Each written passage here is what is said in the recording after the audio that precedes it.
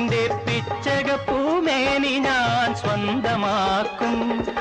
ചിന്തൂര പൊട്ടു തൊട്ടു ചിങ്കാരപ്പാട്ടു കേട്ടു, ചിന്തൂര പൊട്ടു തൊട്ടു ചിങ്കാരപ്പാട്ടു കേട്ടു, കല്യാണ പന്തലിൽ കണ്ടോട്ടെ നമ്മെ എല്ലാരും എല്ലാരും കണ്ടോട്ടെ. മുല്ലപ്പും പല്ലിലോ മുക്കൂത്തിക്കവിളിലോ അല്ലിമലർമിഴിയിലോ ഞാൻ മയങ്ങി.